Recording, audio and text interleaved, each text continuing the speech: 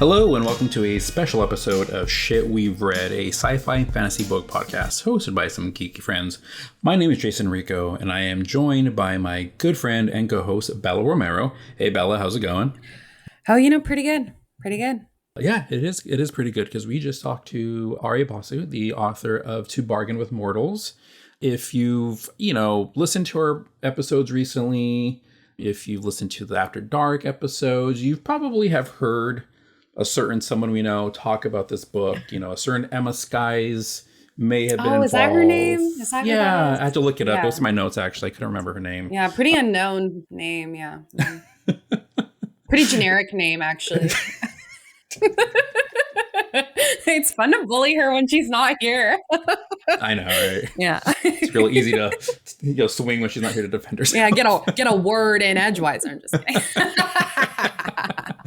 Yeah, we talked to R.A. Basu, like I said, author of To Bargain with Mortals, which is book one of the Reckoning Storm duology. That book is out now from Skies Press, which is Emma Skies' imprint under Bindery Books. The book is available in paperback, ebook, and audiobook formats. Why don't we let people know what the book is about by reading the synopsis? Bella, would you mind doing that for me? You got it. An outcast heiress, a notorious gang leader, a country on the brink of revolution. In the colonized nation of Guyana, Poppy Sutherland lives between cultures. As the brown-skinned adopted daughter of the viceroy, she is both rejected by white high society and alienated from the people of her native island. When she discovers her opportunistic fiancé's plot to exile her, Poppy flees, straight into the clutches of the Jackal. Hassan Devar, the ruthless criminal known as the Jackal, has long been targeted for his family's divine magic, a gift the colonizers have tried to stamp out. When his brother is arrested, he seizes Poppy as leverage. But Poppy has powerful secrets and political ambitions of her own. As allies, they could do more than just free Hassan's brother and keep Poppy safe. They could topple the very power structures that hold them all back. The first book in the Reckoning Storm duology, To Bargain with Mortals, is a stunning reflection on politics and purpose, blood and allegiance, and what we do with the histories we inherit. Content warnings include gun violence, police violence, kidnapping, parent death, suggestion of self-harm, off-page/implied child abuse, drugs, murder, colonization, physical abuse, colorism, sexism, classism, casteism. Thank you very much for that. We don't really go too much into any of those content warnings. Just we touch upon some of them, but just probably good to let people know, just in case. Anyhow, we had a blast talking to R.A. She is great. It was a great interview, a revelatory interview. There was so much information that she told us about the origin. Yeah, very surprising information. We learned a lot, which includes you do not learn a lot in this book. It is all fiction, y'all. So historical fiction novel, nothing is based on reality. Please keep that in mind if you have not read the book yet. Yes, and she is not going after the Welsh. We did learn that, yes. Yes, So if you're Welsh, sleep tight. Know that Welkland is not based after you. There's no reading of the Welsh here. The Welsh were marked safe from this book. Should we get to the interview? I think people are probably confused with what we're talking about. It'll make sense when you listen. So anyhow, I hope you enjoy. Here is our interview with R.A. Basu. Okay, we've been yapping for a little bit, so let's start the official episode. Yeah, this is good icebreaking. Good icebreaker, yeah. Okay, well, R.A., thank you for joining us. We're super excited to have you with us. Thanks for having me. Congrats on the book being out. As of the time of this recording, it's been out for a little over a week. What's it like to have it out there in the world? Honestly, like it's nice. It's kind of strange because for like years it was just me and my friends who had read it and knew about it, and now they're like complete strangers who will DM me and be like, "Oh, like I read your book," and I'll be like, "Oh my god, like you perceive me." So like it's a bit strange.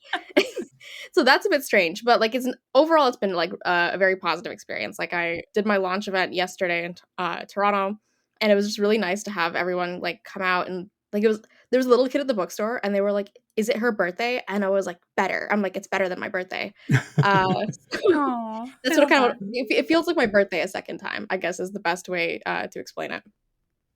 It's your book birthday. Yeah, like book birthday. Yes. Yeah, that's super cute.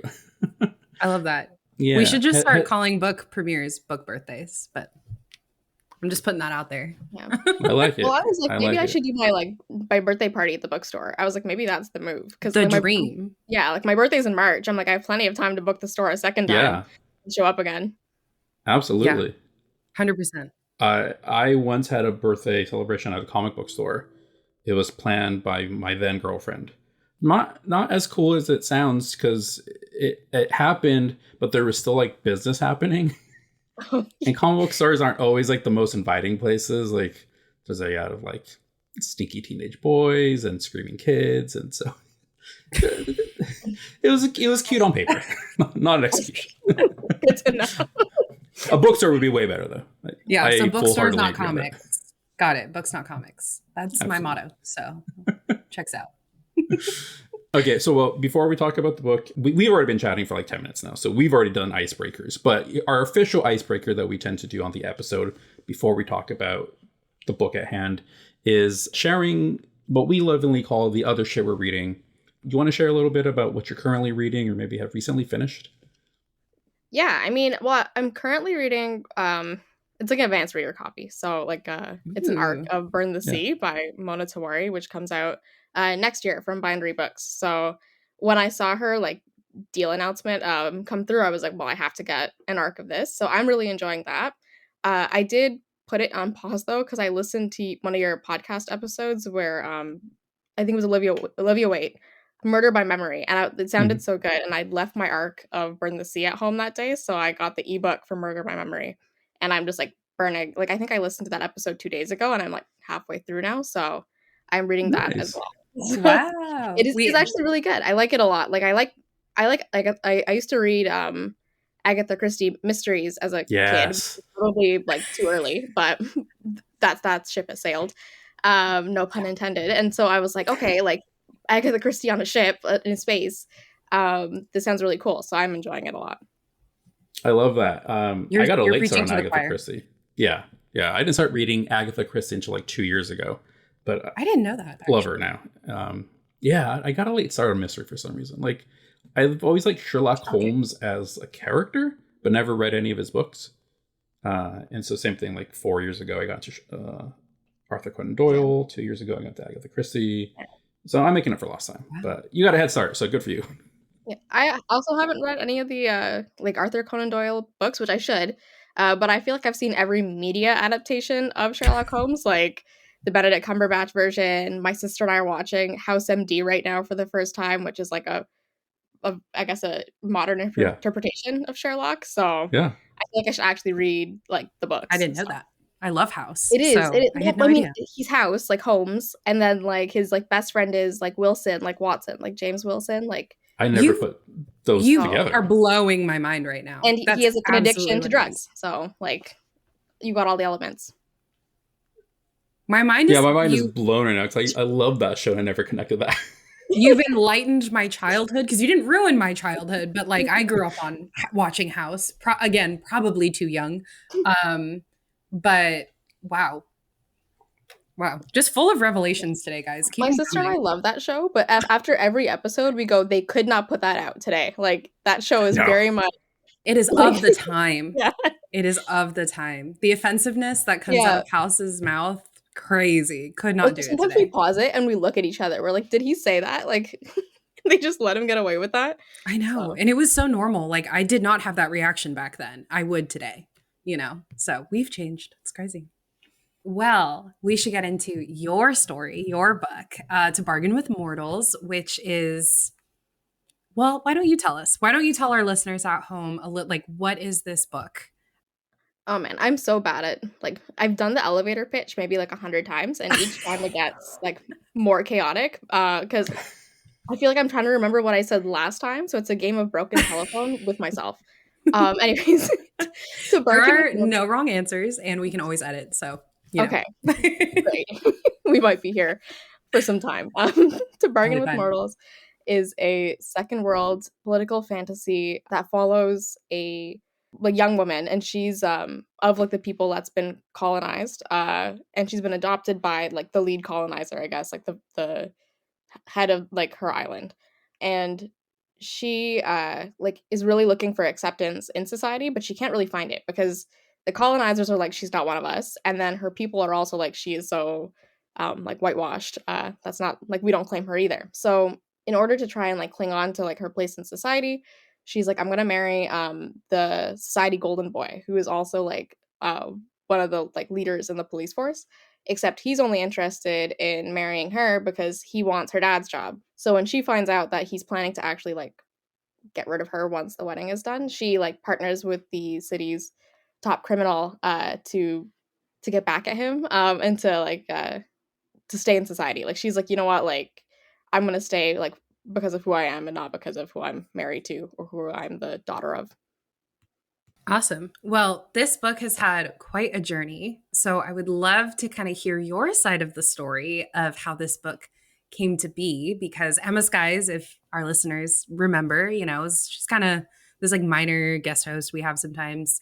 She's kind of a new name out there. Just kidding. She's really impressive, has tons of followers. I don't know how she just stays our friend. I think she's too cool. But anyways, Emma Skies, we've heard all about this book and its journey. I feel like we've been talking about it forever, but I would love to know what this was like for you to get the book published. Again, Emma's talked about it a little bit on the podcast, like as like little milestones have happened. But what's been your experience with this book? How did it get here? And tell us about Skies Press and Bindery, and spill the tea, spill the chai. Okay. So I started writing the book in 2021, and then I did Pitch Wars that same year because I finished the first draft and like tidied it up enough to do Pitch Wars. So I guess for people listening who don't know like what that is, because it doesn't exist anymore. Pitch Wars was a mentorship program for unagented writers where they would submit basically a completed manuscript to authors who were agented and had published a book or had a book on the way. So that they would basically help you clean up your manuscript, like edit it, give you like a full like dev edit, then go back and clean it up like even more like on a line level basis. And then there would be a showcase at the very end of the program where agents could request your material, like they had signed up in advance. And usually, like for a lot of people, like this is like a big life-changing event because agents will like, it's really like, go like after showcase, like agents like rush to read because they know other people are interested, and they want to be the first to grab you. And then like a lot of people get signed in like a big rush like 2 weeks after the showcase, and then after that like editors know this is coming, so then there's a bunch of like book deals that happen in the months after that. And then after that there's like film deals, like some people get film deals. It's like it's a big thing, like it was a huge thing. It's like life-changing. For me, the life changes happened years after the it was a bit anticlimactic because the life changes took a few years to happen. So I did the showcase. I got a decent amount of interest. I submitted my manuscript to everyone who had requested, and then like I waited. And I also submitted like cold queries to agents who I was interested in who either didn't take part in the showcase or didn't request me in the showcase. And those like rejections started to trickle in. Like, so I started querying in like February 2022, and I think like I gave up for good, like, I don't know. I did a whole timeline for Emma. Let me just see. I wrote it down somewhere. I sent her an email. Good. We love notes. Okay, so I started querying it in February 2022. That was when the agent showcase was for Pitch Wars. So like all of the showcase submissions went out, plus like everyone else who I like wanted.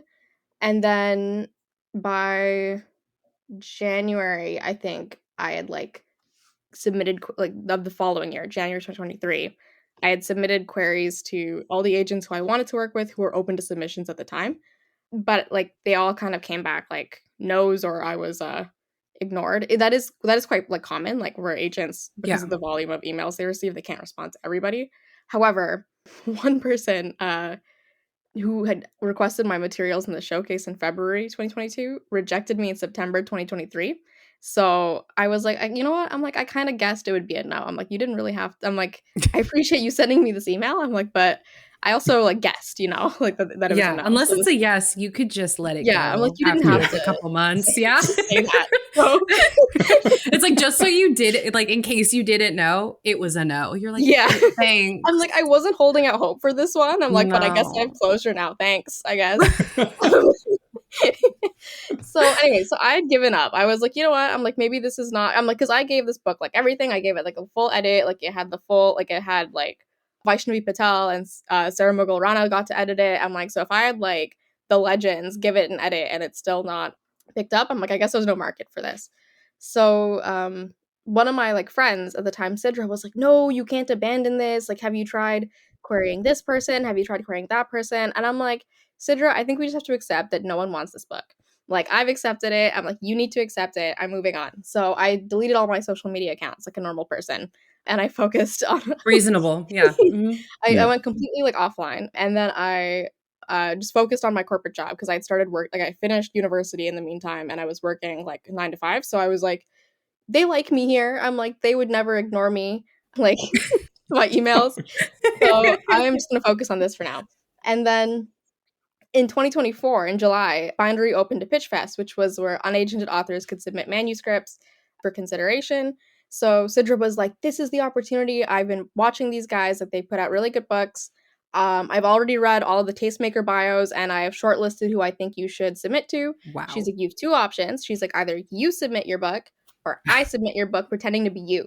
So like, we love that. Yeah, everybody needs a Sidra. Literally, God, she was like, quitting is not an option. So I was like, okay, I'll do it. I'm like, there's no need to like, let's not get excited. I'm like, I'll do it. I'm like, because if it's a no, it was always going to be a no. And if it's a yes, then like, you know. Amazing. Yeah. Amazing. Great. Life-changing. So I submit the form and on the Google form response that you get back, it was like, we'll let you know in 4 weeks if it's a yes. And if it's a no, because we get so many like submissions, we unfortunately can't send everybody like a rejection. So I was like, okay, makes sense. So 4 weeks goes by.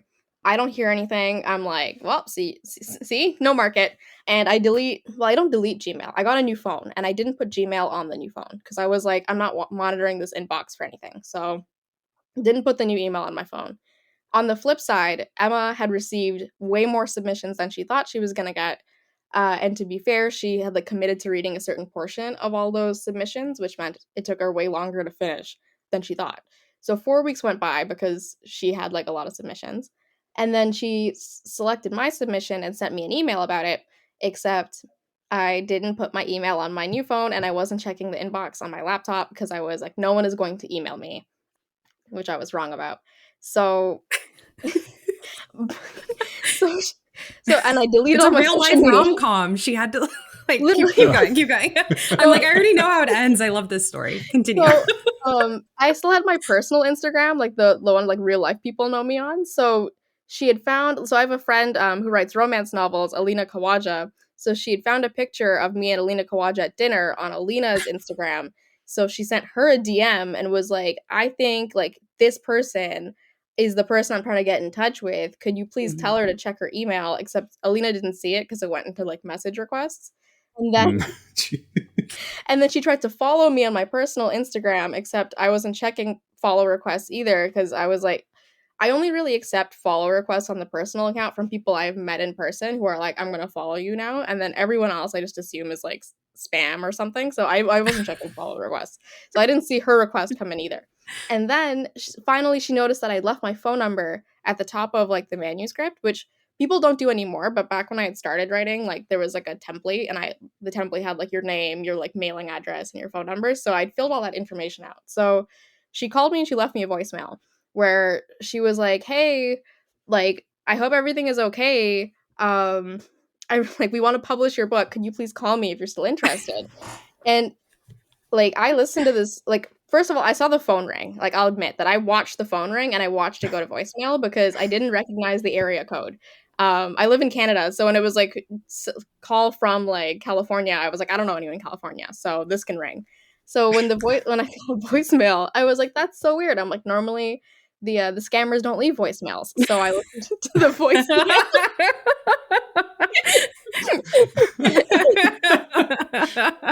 I was like, oh my God. I was like, so then immediately I went to check my email and I was like, oh my God. I'm like, because there were like two, like several emails. And I was like, oh shit. So, and then I was like, I have to go to Pilates because I had Pilates in 15 minutes. So I had to leave the house. So relatable, honestly. I'm not paying that $15 late fee. I have Literally, to go. I was like, I have to go. So I sent like I'd taken a screen recording of the voicemail and I'd sent it to my friends, and then I was like, we were all like, oh my god, like in capital letters, and then I was like, I'm going to Pilates now. So put my phone on silent. So then when I left Pilates, I sent her an email like back because I was like, I don't know if I should call her back. So I sent her an email back saying like, yes, I'm still interested. Sorry, I was AWOL. Yes, everything is okay. Like I'm like perfectly healthy. Nothing has gone wrong in my life. I just wasn't checking my email. So and now here we are. She was so close to sending like carrier pigeons, like whatever the Canadian National Guard is called. Like she was so committed to your book. Like I'm gonna like dance mom, stage mom for Emma really quick because she loved your book so much. I mean, like she was like, it's only this one. This is the only one I want. So she was like, I do not have a backup. Like I need this book to be published. One, because this story like needs to be out there, and two, I want it to be out there. And then three, I can't not publish something. So like, but for my first pitch fest, like I have to have something. Yeah. She was like, I'm like so pressed for this. Cause like, you know, it was like, she was like, Bindery like took a chance on me and I got to make this happen. And I was like, girl, you're going to make it happen. Like, it's just, you just gotta, carrier pigeon it. I don't know, try another email. Like she was really dedicated. Yeah. I She had tried which I respected so hard. Alina, like when she found the DM, because when I told them, Alina went and checked her because she's like, that name Emma Sky sounds just so familiar. So she went to her message request and found that message. So she was like, oh, like you finally found someone who matches your freak, because I tend to do a little cyber stalking every now and then myself. Like if one of my friends is like, I met a guy, I'm like, well, now I've got to find out everything about the guy. You're like, I didn't find a social security number, but his mother's maiden name is. Exactly. Mm-hmm. So she's like, finally you found someone who matches your freak. So I was like pretty impressed. I was like, if this is what Emma will do for the book before she's even acquired it, I'm like, the lengths she will go to once she has acquired it, I'm like, I believe. Like, so I was pretty confident that Emma would be the right person, I think, to publish the book. And has that been true so far? I think so. It's funny because like when I named I had like an original title for the manuscript I submitted to Pitch Wars, but I hated that title because it was very like cookie cutter fantasy title, like a blank of blank and blank type of format, and I hated it. And before the showcase, I asked my mentors, could we like change it? And we couldn't think of anything else. And then they were like, no, there's nothing wrong with it. Like, it's totally fine. Like, what do you not like about it? And I was like, you guys are definitely consoling me because you know I hate it and like we can't think of anything else and the deadline is coming up, but I didn't like it. So it was funny because that was the one thing she wanted to change, where she was like, would you be okay to change like your title? Like she didn't want to offend me. She was like, no offense. She's like, but the title, and I was like, yeah, we got to get rid of it. So I was like really happy that I'm like same brain cell. So yeah, I've never felt like Emma wanted to change like anything about the story that was like critical to me. So I really appreciate, I think, how like easy Emma has been to work with, and then like also like on the amount of stuff she does for the book, because like my day job is pretty demanding. I think if I had to market this thing by myself, it would have sold like 5 copies, like one for every family member, and that'd have been it.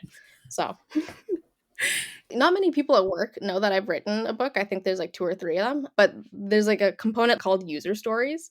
So sometime someone was like, I need to talk to you about the story you wrote, and I was like, what? And they were like, this, and they sent me the link to what they were talking about. And I was like, oh okay. I was like, oh. I'm like, yes, we can talk about this one. So you're like, that's okay. That is I'm like, okay. Cover not blown. Like truly like a Clark Kent moment. You're like, what? I need to talk to you about Superman. Yes. What about Superman? Incredible. So another like really cool part of your experience with Bindery is you sold 2 books. Yes. So how did that feel? Like, what was that process like? I think we've talked with a lot of authors, and, you know, it's kind of like the hope that there will be a second book. And so they kind of write it like there's going to be a second book, but it could also be standalone. So like, what was that experience like for you in this case? Yeah. So the first book doesn't end on a cliffhanger, which you guys know because you read it. Like, so I wrote it in a way where there could be and I wanted there to be a second book because I was like, I don't think the story stops here. I feel like there's more to the story. I'm like, but it also, if it ended here, I don't think anyone would be mad at me that there were like loose ends that I didn't like totally tie up. Mhm. So after I wasted a week of Bindery's time not replying to their email, I asked them if I could have 2 more weeks to find an agent to represent me. So they were like, okay, they're like, be quick about it. Like, we need to get this show on the road. So, because they were already a bit delayed from the number of like submissions they got, then they got even more delayed because I wouldn't pick up the phone, and and here I was like, can I have 2 more weeks to ask for an agent? So they were like, okay, fine. They were like, but like, we Hurry, can yeah. so I emailed the agents who had shown the most amount of interest, and ultimately passed because they were like, "We just don't know how to sell this." And I was like, basically, like, "Hey," I'm like, "I sold it." I'm like, "Are you on board now?" I'm like, "Do you remember me? Like, do you want to come back?" So I sent a few of those emails, but then one of the other bindery authors, S Hati, like she was like, "My agent has some advice for you, like as you look at the contract, because if you are doing this by yourself, then these are the things you should look out for."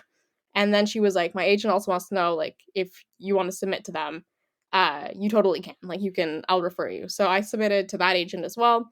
And then we got on a call and like we vibed so well that I was like, okay, this is the agent. I'm like, we'll leave the door open for anyone else who wants to hop in. I'm like, but I'm pretty sure this is the agent. So I signed with them. They were able to negotiate it to $2, which I really like appreciated because then like it gave me confidence during like edits to open up some like questions. I didn't want to open up too many because as a reader, I don't enjoy mega cliffhangers. So, Yeah, I love that. and that's how we have $2. That's really cool. I didn't know that. Again, every story is so unique. That's really cool to know. And for our listeners out there, we do have a lot who I feel like very interested in the publishing process. So always love hearing these stories where I don't know, non-traditional isn't the right word because it's almost like judgmental, like if you will. Like it's no, there is no traditional way of publishing, I think, anymore. I think we've just TikTok, social media, the internet in general has changed it. So this is just really cool. Just another story to add to the repertoire. Okay, so also part of this bindery process, besides contracts, the cover. The cover of this book is beautiful. Thank you. Do you want to share anything about that process? That was honestly a very interesting process, Mhm. especially because a lot of my friends in trad pub don't get a lot of say in their cover. So I have one friend and where they had kind of selected the artist and they asked her what kind of pose she wanted, and then later they returned like 4 colorways. They were with that pose. They were like, pick one, and like that was like I guess the extent of involvement with the cover. For me, like when I onboarded to Bindery, they had kind of asked me what covers I liked, what I don't like. And it's very funny because at the beginning I was like, I don't really have like a lot of cover opinions. I don't really like covers with like people on it, like with the face. Like I don't. If they're Mm-hmm. small, it's fine, but I'm like they can't be like the focal point of the cover, I guess. But I'm like, yeah, I'm like I don't have a ton of opinions. Like do what you want. And then the first call that we had, suddenly I had a lot of opinions. I was like, okay. I was like, I don't like I'm like, I don't like this, I don't like that, and then I was like, am I being a diva right now? So, like No. after I was messaging Emma on the side afterwards, and I was like, is it? But again, that was like another thing where I was like, okay, Emma and I are clearly like same brain cell because whatever like feedback she had, I also felt the same way, and then vice versa. And she was also really good about like I think the authenticity of like the cover because she was like there was the Fae Crate cover. She was like, "Oh, we got to make sure that the skin tone is like, right, and the features look like ethnic." So I really appreciated that she was advocating for that because at some point I was ready to like throw in the towel, and she was like, "No, we need to make sure it looks like perfect." So like I appreciate that about Emma. So the cover process, we went through a few rounds. We started in October, and I think we might have finished in February. I can't remember when exactly we like locked in on a It was cover. a while though, It yeah, was a because we while. we heard about it on Yeah. the back end and our behind the scenes shit we read chats with Emma. It was Yeah. yeah. Like, I appreciate it though, because Charlotte, who's the art director for Bindery, was like committed to finding us our perfect cover. I never felt like she was getting like irritated with us, even though like probably if I was art director, I'd have been like over it at some point. But she was always like really good about like, okay, like we'll come back to the like drawing board. Like there was one artist we approached who didn't want it, like she was like, no, my art is like art and not meant for book covers, which is like I guess, fair. So Charlotte was like, I found 3 others who make art in a similar vein, like, would this work? So in the end, like, and then she was like, what about a photograph as a cover? And then we like explored some of those options. Like I'm sure Emma must have shown you some of the like sketches that we got, but they were like, we went all over the place, like in search of the perfect cover. So it was like a journey. Like, and I got so much like, I think, input and like control over the cover, which I really appreciated, because like my like every author's like, I guess, like deepest fear is like having to promote like an ugly book, because like you have to, like, I don't know, I'm Yep. gonna say the quiet part out loud. I'm like, no one wants to promote an ugly book. So I feel bad if like We that is do ever judge books by their by their covers. cover. I'm like, people, when you go to the bookstore, like, you see people pick things up based on what like visually like attracts them. So if you have an ugly cover, like, you're already at a disadvantage. Yep. Like, art is subjective, so not an ugly cover to one person will be an attractive cover to someone else, but there are some covers where I feel like you are Mass universally appeal is liked. important in mass And production. exactly. And so I got a cover everyone likes, by the way, not to brag. I mean, unbiased opinion. Yes, you did. No, it's super cool, like how personal this experience was for you, because I think that really captures like the essence of this book. It's so personal. It pun not intended, but I guess I'm going to intend it because I'm going to commit, like steeped in culture and history and like I'm sorry. I love chai. So we are going to get on that, let me tell you. But yeah. So personal, like Poppy's experiences throughout this book just felt so real. We deal with very real modern issues in this book, from racism, overt and internalized. Like I clocked that immediately. I was like, especially like, I mean, I'm half white, half Mexican. So like me and Poppy, I was vibing with her the whole time. But like we have overt and internalized racism, we've got gender issues, we have magic and magic systems that are tied to like class and race. It's just such a complicated story, and like the way that like the journey that you went on to get here was so personal, where you're like, is there a market for it? Like trying to butt up against like conventional stories and conventional publishing, right? Like strategy, and being heard in a cavernous room. Like things like Pitch Fest and Pitch Wars are so competitive, and like I'm just so glad that you made it through, because yeah, this is a story that needed to be heard and told. So you've kind of touched on it, but like, let's dig a little deeper. Let's steep that chai a little longer. I don't know. Rico, delete that one. I hated it. Stop. Don't. You get one. Delete it. You get the first Delete one's it. free. Delete The it. second Delete one, it. no. Okay. That one was just really bad. I tried. No, let's dig into it. So what really made you like, what was your biggest drive to telling this story? I mean, the story kind of like evolved. Like, I added like layers as we went along. So like, I don't think that's what like when I set out to write the book, I don't think I ever envisioned it ending up here. But like at every level, I was like, okay, and what if, and like, that's how we ended up with this. The original, I think, inspiration started with Emma loves this story. With Jimin from BTS. I don't think I knew this. Incredible. Okay. Oh, Army. Okay.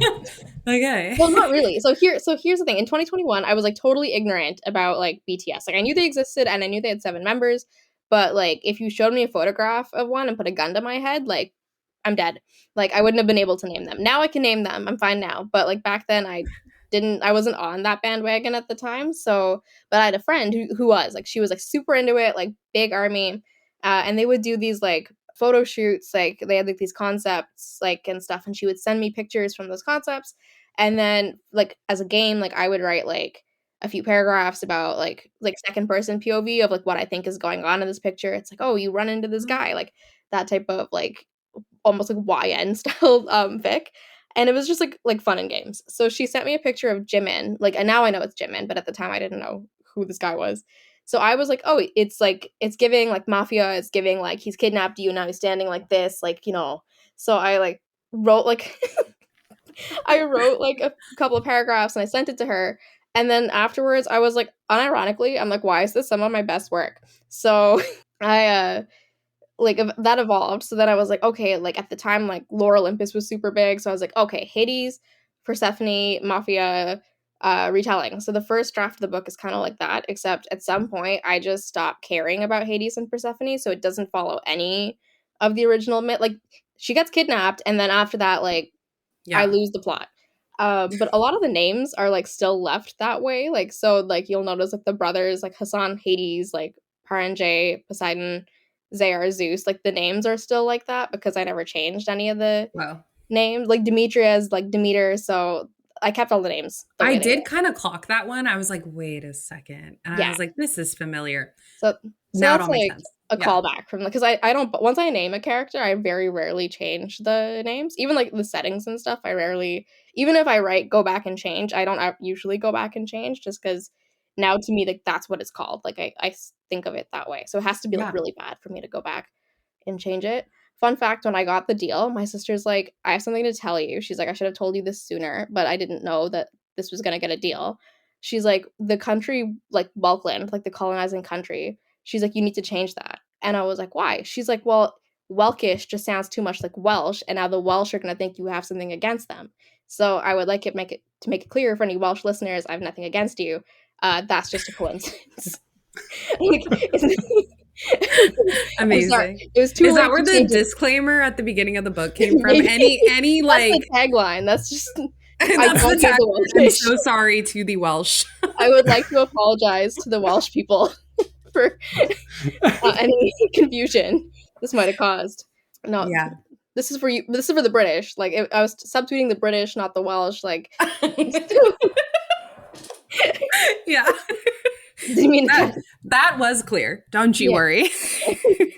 So that was like the origin. And then when I was doing Pitch Wars, my mentors were like, you have a lot of really good like commentary about colonialism, and like the stakes are like, they're like, but the stakes keep getting muddled up by the fact that there is this like romance going on. They're like, you can't have like a shootout at the museum and they're like kissing behind the statues. Like, you got to figure out like what the reader is supposed to feel. Like, it's either a romance or it's a fantasy. Like, you got to kind of pick what you're like for. Like, you have to choose side what you want the reader to feel, and then adjust the story like accordingly.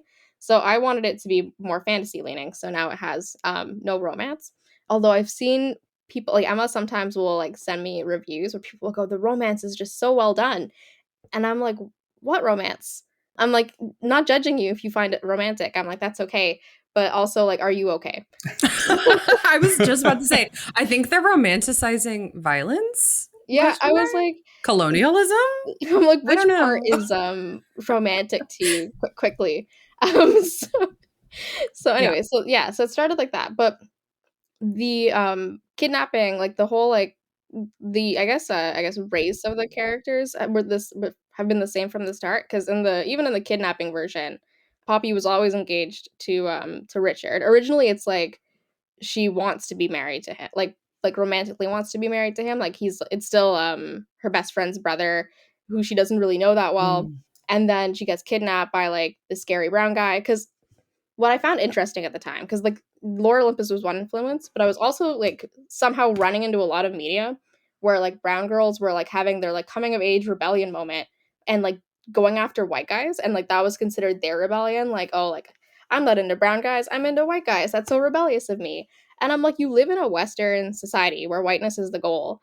I don't think chasing a white boy is like the rebellion you think it is. So that was like what was going on.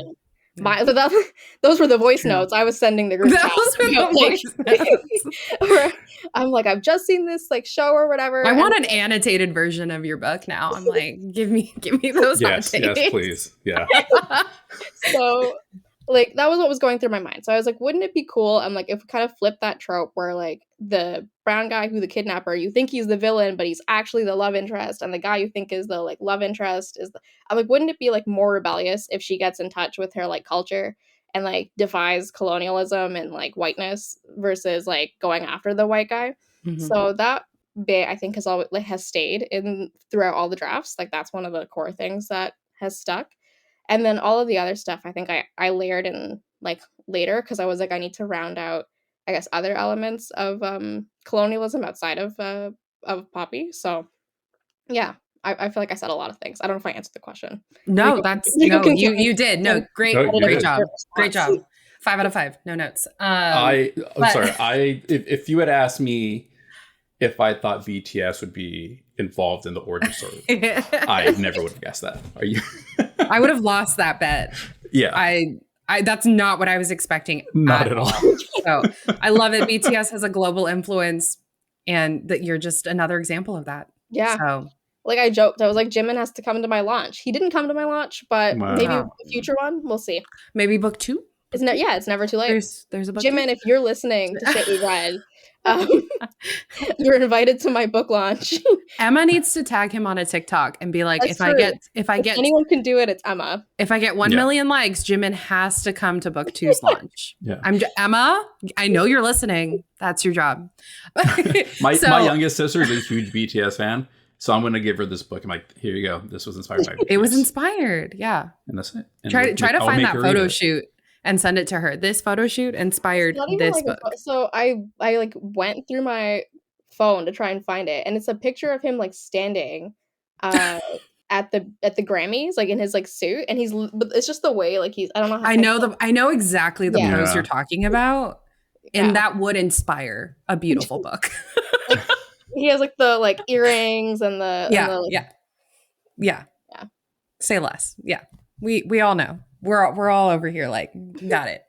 Okay, so you mentioned like the colonialism, and obviously that's a huge part of this book, but so is like South Asian culture. So what elements of South Asian culture like specifically were you like this has to be in the book?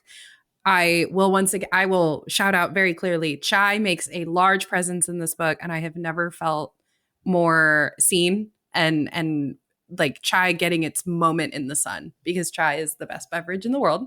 And I just love how everyone was like, this is how I vibe about like tea in general, is like, oh God, what a difficult conversation. Like, our brother's in jail. We should have some chai. I'm like, yes, that's exactly what I would do. Is be like, I need a hot beverage. Like, that duh. like yeah, honestly at work whenever like I'm having a tough day, I'm like, I need a little drink to get me through this. Little So now all the drink. characters like they need a little drink. So I gave them a little drink.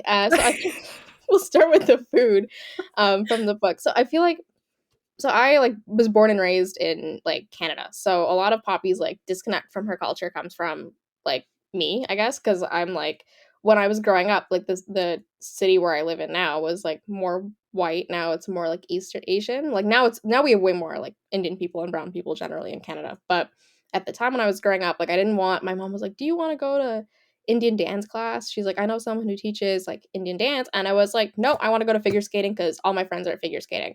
Or tough competition. Figure skating is very cool, but yes, so is it Indian cool. dance. I did enjoy that. Yeah. But like I was picking like all the activities and things I was picking, and like even like the food I was taking to school was influenced by like my friends and what my friends were doing. And then like when I went to university, that was like the first time that I was in like a majority South Asian space, because the university I went to had a lot of South Asian people.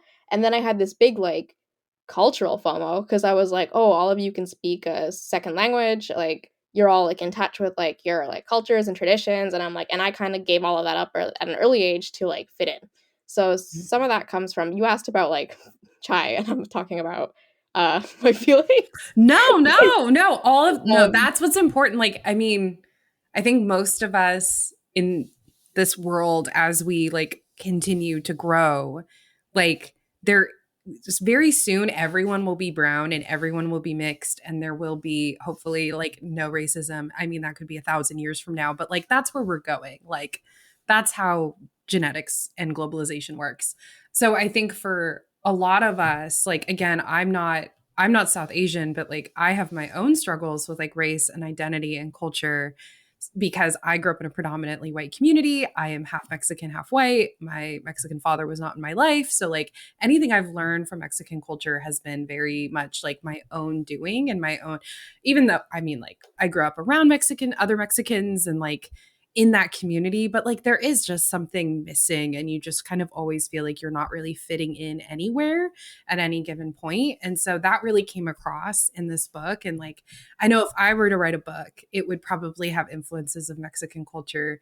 And I know that there would be certain things that I would include that would be sort of like, if you know, you know, and also to just sort of give my culture its moment in the sun. So like, I think that that's all explains like why you did that. Right. So I Yeah. think that's really cool. And that love for your culture really came through. And Yeah. yeah, I Yeah. just was, curious. So, I mean, I guess that kind of influenced why I made it second world fantasy. There's like a lot of reasons why I picked second world, but part of it was also because I was like, I want to like, I guess, take the elements of culture that I know really well and then upplay those without worrying about misrepresenting something or being like inaccurate. Mhm. Because I'm like, now no one can tell me what's accurate. I made it up. So I'm the leading authority on what accurate is.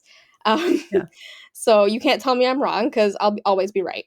So like the food I think has a big influence just because even growing up like here I still like enjoy a lot of Indian food and like my mom will cook Indian food and like I learned like the first recipes I learned to cook were Indian food, which is really like honestly funny like to me now because I'm like most kids learn very like basic like starter foods like oh how to open a jar of pasta sauce and make pasta and then why was I cutting onions like who decided to get me peeling garlic as a starter like cooking like they started me on hard mode so like I remember like the first dish I learned to cook it was like these like Indian green beans which was like involved like chopping onion making mixing spices or like you got to fry the spices like until the like raw spice like smell goes away and I was like I don't know what you're talking about but now I have like a very sentimental like feeling towards that recipe so the food makes a big appearance just because that's one of the like ways I've always kept in touch with culture like Mhm. throughout my life even when I was being like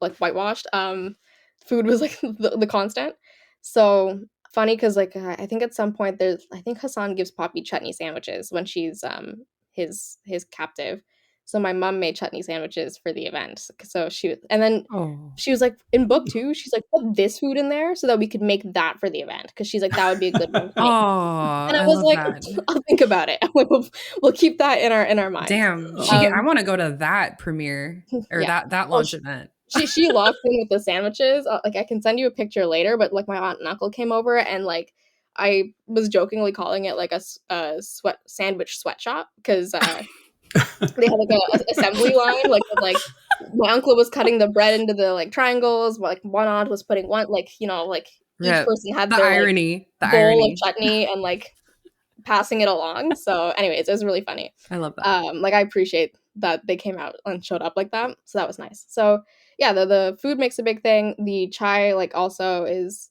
like when I went to India, like I've been to India a few times, twice as an adult, like with like an adult memory of it. And one of the like strongest influences like one of the things I liked the most about India was the chai. They serve the chai there in like these little cups, like not in like a mug. They serve them in like the glass cups. Mhm. So that made an appearance. It's funny because my mom was like, "Oh, how'd you like know that they serve it in the cups?" I'm like, "You took me there." I'm like, "We were both there together." Like I remembered Yeah. it. So yeah, so like that was one of the influences. I think the clothing. I mean, the clothing is like a light influence, and there were other like cultural references. I think like the house that Hassan's mother lives in like is full of widows. There are like places in India where like widows can go to live together, like communal living, Mhm. not to like. And then there's also on the I guess the darker side of it is sometimes you're forced to like once your husband dies, you're forced to go there. I didn't want to deal with that, so I left that bit out. Yeah. The farmers, like I did a bit of reading about like farming communities to get to make that more accurate. But yeah, there's like it's kind of seeded in here and there. Like whatever I like knew, I tried to integrate, and then whatever I didn't know, I didn't try to make up. So No, that's really cool. I think the second world fantasy, especially the history part of it too, was really cool because like you said, like you're not trying to write like the formative book on like South Asian colonization like under British imperial rule and like we're in that time, but it was the influence was obvious, right? Like it yeah, was that's why I'm like I don't think the Welsh can be offended, but also not speaking on behalf of any Welsh. I'm so sorry. Just to be clear, because it was very obvious who you were calling out, and I'm just curious, like why this time in history? Why did you kind of go here? I feel like because it wasn't that long ago. Well, a lot of the like some of the rejections I got was that it felt like too modern to be a fantasy because they were like, oh, they're driving cars and they have electricity, That's but it's a crazy. fantasy.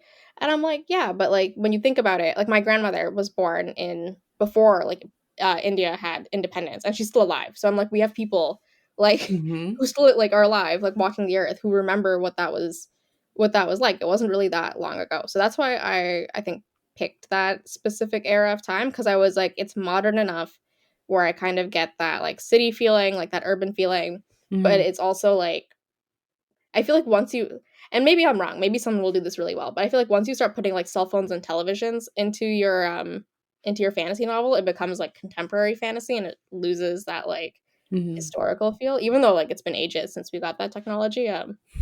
I just feel like once you start introducing that, you leave like one realm entirely. So, yeah, that was why I picked that. It's funny because when I was drafting it, when I started the book, I did not have telegrams. And then at some point in the book, I needed a character to send a telegram. So I introduced telegrams like randomly in the middle of the book. I was like, and now we have telegrams. And then my editor, like with Bindery, was like, if they have telegrams this whole time, how come at the start of the book she doesn't just send a telegram home to her like parents? Like, why does she have to send a letter? And I was like, well, now I have to invent a reason why she doesn't send a telegram. So that whole bit about like her Ah. headmistress being like anti-technology, I had to like invent to give us like a real reason. You did a good job with that because I Yeah. didn't even clock that as being like, I can usually spot things like that in books where I'm like, they did that because it was convenient. I didn't spot that at all. Like that was seamlessly done. Very, It very makes so much nice. sense. Yeah, well It done. made so much I could sense to think what about her was as a going person. on. I was like, with this lady, I'm like, It's like people today that are like, no, you can't text your grandparents, thank you. You need to send a letter. So it was so relatable. I yeah, was like, it was ye old thank you card. It really shows that thank you cards are still an art form, you know. yeah. That's why we still do them today. Amazing. So when you were writing, who was your favorite character to write? I have a handful of them, I think. Like I really like Mm. writing Hassan's mother. Like she's she's a fun character to write. I just like all her dialogue. I really enjoyed writing. I love writing like fun like I like to be funny, like which is not like the tone for the whole book, but wherever I could, I tried to be funny with my like dialogue between the characters. So I enjoyed writing her. She was a fun one to write. I also really liked writing. I mean, I liked writing Poppy. It's just that sometimes like she was hard to write because I was like, come on. I was like, come on, girl. So I mean, get up, stand You're like, up. I'm writing the character, not myself, Yeah, but why can't yeah. you just like why can't we just do this? Yeah. Yeah, exactly. So, I liked writing her, and then I also liked writing, her and Jay just because he's just, like, so, like, I'm like, "I love you." I'm like, "You are the most unproblematic one of the lot." So, he was a great one. Like, he's not on page for much, but, like, while he was there, I just really liked him. He's like, "Guys, like, come on. Like, let's have a cup of tea. Who wants tea?" I'm like, "I do." Yes. I did appreciate him for that. Anyone who wants to drink chai and yap, great. My favorite person. That's how all my friendships start. So, again, Yeah. relatable. Really timeless story Yeah. here. Yeah. I related to the brothers. Like I have two younger sisters, and I was able to kind of place my sisters and myself amongst the brothers. Mostly my youngest sister, I would say, is Paranjay in the sense Yeah. that like she's the neutral one. She's the least problematic, probably the I want to say least opinionated, which is not true. She's very opinionated, but she's quiet, so you don't always know. She kind of sits there and just Hmm. judges. But then me and my other sister, we kind of clashes sometimes with the way we want to achieve certain things. And I Hmm. really did like the dynamic between Hassan and Zayar, because I think like ultimately they want very similar outcomes, but they have different views on how to go about it. You know, Yeah. and I think that's very relevant to today's political climate. I mean, here in the States, but just everywhere, right? Like, do you try to stick to your morals and fight against the systems of oppression, or is it better to like try to find your way into the system and make change from within? And you know, it's a difficult debate to have. There's merits to both sides, and I thought you did a really good job at Hmm. painting those marriage and showing both brothers having their reason of why, and not necessarily leading the reader to one or the other. So I thought it was really well done. But I am curious, I'll put you on the spot. Like, would you say you're more Hassan or you're more Zayar in the way you see working against systems of oppression? I feel like I'm more, it's like a mix. It depends on what the issue is. Like I'm more Hassan like on principle. Like I'm like, okay, Yeah. like if the system's not working, you've got to get like rid of it. However, I'm like Zayar is also like also like there's an element of Zayar's like thing where it's like it'll be really hard to do it, and like a lot of people will like it'll get worse before it gets better if we're going that route. And like for Zayar, he's like it's just not worth the struggle. So I don't really agree with it's not worth the struggle, but I do agree it'll get worse before it gets better. And then I have this whole thing in my head where I'm like, me in my position of privilege, how do I get to decide that like making things worse is the right thing to do? So I don't think Zayar ever reckons with that specifically on page, but like in principle, I'm like the system probably needs to be changed. I don't think people from within are interested in changing it. Like there needs to be a lot of pressure, I think, from the outside to make the system change. I don't think change always has to be violent, but a lot of the times if the people in power are using violence, then you almost have to use violence back to get them to take you seriously. I don't think anyone has ever been like, please stop killing us. And the government's like, oh my God, I'm so sorry. You're right. I won't stop. I'll stop killing you. I'm like honored that. Yeah. And I like how that played out in the book between the brothers and Poppy, obviously, where like she's sort of the like, couldn't we just politely restructure the government and, you know, everything like would just work out and be nice and it would be awesome. And like you would have money and they would have money and everyone wouldn't be hungry. And it's like, that's awesome. What a great sentiment. And like Zayar and Hassan and Paranje are sort of like, yeah, that's not really how it works. Like, you got to get your hands dirty. And like, I know you don't like how the colonizers do it, but like, this is how we could do it. And then, yeah, I just think you did a really good job of like balancing all these different viewpoints. Like, I think Rico and I were texting and he was like, I don't usually like politics, but the way that this was written, like, I really enjoyed it. And it like kept me hooked. Whereas I love politics. So I was like, I'm especially having fun because it's a fun story and you kept it. It's a simplified argument, right? For like, mass audiences, but like I think you did a really good job of balancing like plain language and like we really talked about like the accessibility of this book when we were chatting. Like the language is very accessible. Like you really like pared it down to like the heart of these arguments.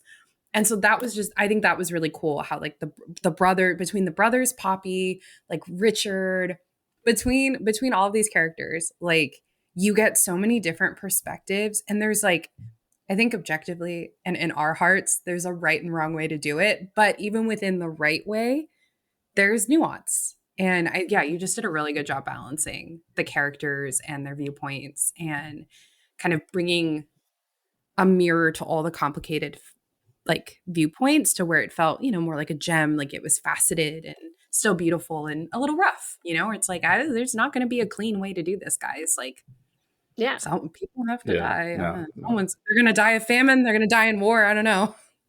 Yeah. It's not pretty. If I could get a little geeky, like I compared Hassan and they are to like Professor X and Magneto, the X-Men. Oh. You know, because like if you look at their arguments, they're both right. It's just, again, how do you go about it? Yeah. In a perfect world, it would be one way. But we do not live in that world. So it kind of has to be the other way. And so, it's hard to like really, take one side without at least without not seeing the other side. So great example of like common goal, different way to make the path there, right? And I want to clarify, you said I don't like politics. Only in my fiction. I like politics in real life. Oh, sorry. It's because I don't want people out there. I don't want people to think I'm apolitical. I care very much about politics. He is not. He's not apolitical. Just, when I read books, I want to escape the real world. And it's so funny because that's how I feel too. But I love like historical or historical fiction in particular, but like historical or fantasy, like full fantasy, or even actually like low fantasy. Escapism politics, great. Let me solve other people's problems. That's awesome. You know. I think my issue is not ours. Sorry, you go. All right, what do you say? I was like, that's kind of where like I can't read I think contemporary fiction with politics in it just because it's like too close to home. But then if it's like Second World or even like historical, I'm more interested because I'm like, okay, this is not my circus, not my monkeys. Right. Like historical is as far as like real world historical fiction I can do. That's as far as I'll get into the real world with my books, especially in this climate. In this economy. No. Same. Can't afford the therapy bills. No. Yeah, Nope. it's like almost funny because I was a big fiction fantasy reader as a kid. Like, and I don't even know how this happened because my parents are not big fantasy or science fiction people. Like, they don't enjoy those kind of movies or shows. They don't really read in that genre. Like, both of them are accountants, so they're like, not to make them sound boring, but they're both accountants.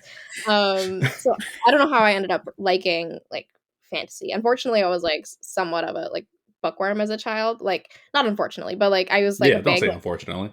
fiction reader. Like I would read. I would go to the library with like a backpack of books, and then I'd have to go back the next day because I'd finished all of the books, and they had to get me more books at the library. And then my as punishments, my mom would confiscate books for me. So what I would do is I would keep like 2 or 3 on rotation. So like I would Yeah. hide them in different places. So if she would confiscated one, I'm like, we got 3 in the game. We can keep going. So she would just keep catching me with. She would run the laundry and find books hidden in the laundry basket, like in the clothes. So she'd be like come on. She'd be like, be serious. She'd find That's them under good. the sink. Like I had all these different hidey places for the books.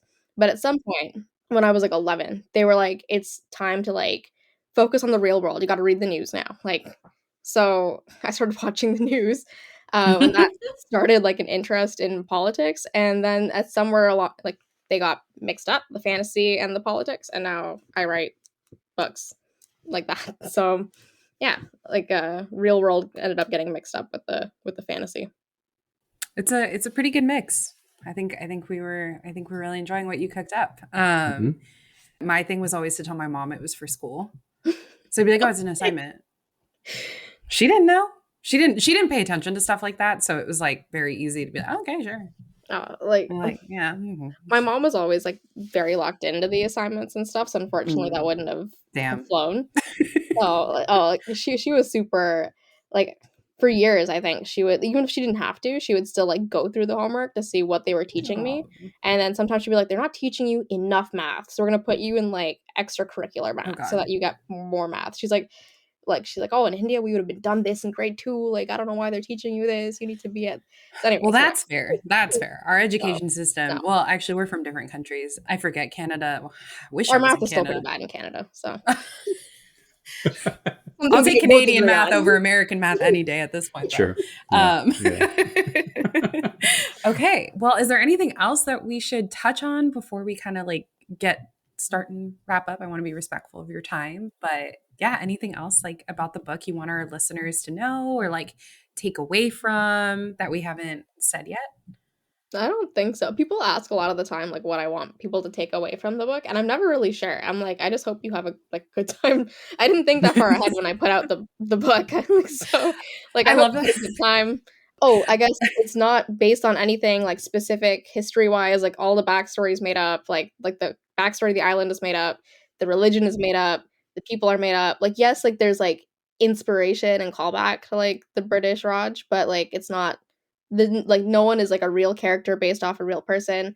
I'm like always scared of people getting confused because I have had a few people message and be like, I learned so much about Hinduism. And I'm like, no, you didn't. I'm like, I was, That's so concerning. yeah, it is kind of concerning. So I also like, I put a note on Goodreads like before I left the website to be like, this is not based off anything because I don't want to spread misinformation in this age where everything seems to be misinformation. But yeah, there's no, you won't learn anything. Like I'm not even Hindu. Like I was raised Catholic, so don't know anything about Hinduism. So yeah. I love that you will not learn anything. Yeah. It was good. What's one thing you want people to take away? You didn't learn anything. Like the learning, what I think is like more like emotional and like cognitive, like not fact based. So I think that's a great takeaway. I think that's really important. If you learned anything, it's critical thinking skills. And that's important, as we're all aware. Yes. Yeah, I definitely expected like more, I think because I am a big lover of historical fiction, actually like in particular, like British imperial fiction from the viewpoint of the colonized. So like I did read a lot of that when I was a kid. And so I was expecting like more of that. And so it was actually really fun not to, just to be like, okay, like I don't have to learn anything. This is kind of fun. But also I would have loved to have learned something. So like both good things. So I think it's good to let people know that too. Okay, so we kind of touched on it earlier, but before we wrap up, book 2, any teasers that you can share with us? Because I think we're both probably pretty excited for book 2. Hopefully our listeners will be by the time that they listen to this or by the time they get to the book, because they're going to add it to their TBR. So book 2. Yeah. So I did hand in book 2 like in October, like to my We know. yeah, that's correct. What? We don't know. What? That's crazy. Emma never talks to ever. Emma because it kind of felt like, because Emma has only ever seen polished writing from me, like the draft I gave her polished, the editing I did with Bindery polished. I'm like, it's kind of going to be like she went to bed with like a 10 and is waking up with a 2. So when I handed it in, I did have to text her and wake her up. Like, not to wake her, I had to text her to be like, hey, by the way, this is the first draft. I'm like, this is how I write first draft. It's bad. I'm okay. I'm like, it's really bad. I'm like, but I'm not married to it. I'm like, I am ready to rip it down and rewrite it. But it had to be written bad to be good. Yeah. First drafts are never good. Yes. So that was like my number one worry. I was like, is Emma gonna like panic when she sees this? So the vibe for book 2, I don't want to spoil the way book 1 ends, but I guess the question for book 2 is, now that all the characters are in completely different positions than they were before, is anything really going to change for them? Because they have all these big dreams of changing the world, but I'm like, can they change the world? Because there's still higher powers than them. So what can they really achieve? And then if they can't achieve anything the way they are right now, what are they going to do next to make any kind of progress? It's kind of like what I was talking about earlier with when you have a revolution, you go backwards and then you go forwards. So are they ready to go backwards, or can they figure it out from where they are right now? Ooh, I really like that. Yeah. I like how realistic, I guess, like that sounds. And I think it's kind of crazy. One of my notes was like, why is this book still like this topic, right, is still so relevant today? I think that's what's great about historical fiction, is we can play with those kinds of thoughts and like this doesn't actually matter, but like, what if we started a revolution and like rebuilt the government from scratch? I kind of wish it wasn't. Like, right. I wrote it during 2021 was Biden, right? I'd written it during a Biden administration, and then now here we are. Yeah. Moment of silence. Oh, no, I'm depressed. Moving on. Yeah. I'm like, and denial. No, but like that's going to be really cool, because I think, especially while we're recording this, like election day was 2 days ago. Yes, 2 days ago here in the US. And we had some pretty momentous results, especially like in New York. We have a very awesome progressive mayor for one of the largest cities in one of the most like progressive countries and most developed, wealthiest nations in the world. And we're seeing a bit of a revolution. And I think that's a great reminder that change takes time. And yes, you might be going backwards a little bit, but you got to play the long game. And yeah, I don't know. That gave me some hope as well, what you said. So thank you. And thanks. Thank you for writing this story. Any other projects that we need to cover, or anything you want to tease besides book 2? Or are you just not really? I'm like super trying to rest. So yeah, like as soon as I handed in book 2, I have like this like big stack of books that I bought, which I just like, my reading for September was 0 because I was trying to like lock in on the rest of the like hand in, because I was supposed to hand it in at the start of October, but then I needed like 2 more weeks because I was like, the day job's killing me, guys. Like the last 2 weekends of September, I worked both of those weekends, like, and those were the days I was supposed to finish writing. So I was like, this is killing me. But anyways, we finished the book, and I'm like trying to think about what I'll do after this, but I have not yet decided. So we'll see. And that's okay. You've got a pretty solid plan coming, and we're really excited for it. Yeah, especially looking forward to the repercussions of revolution. So it's awesome. The consequences of our actions. If it isn't the consequences of my own actions. Something I've been saying a lot the last week. I keep saying this, like, but Fonda Lee's Jade City series was an inspiration for this book, because one of my favorite things she does in that series is, I don't know if you censor this, but like the whole like fuck around and find out like of the book. We won't censor that. Okay, absolutely not. That will be in there. So, like, look at the name of our podcast. We don't censor. That's true, actually. That's fair. because it's just like the character. The one thing I love about that series is whenever they do something, you're like, oh, you just know that's gonna bite them in the ass later. But then she makes you forget that happened, or like you think we're in the clear. You're like, she'll like fake you out. She'll be like, oh, like there was a little consequence, and you're like, okay, we're fine, we can breathe. And at the end, she's like, spike, like, you know, chaos. So that's one of my favorite things about that series. So I try to channel that as much as I can, where I'm like, all actions should have some kind of consequence. Ooh. And on that note, talk about a cliffhanger. Well, RA, thank you for joining us. It's been a delight. We've obviously heard about you for a while from Emma, and I've enjoyed seeing the process from her side of putting this book out into the world.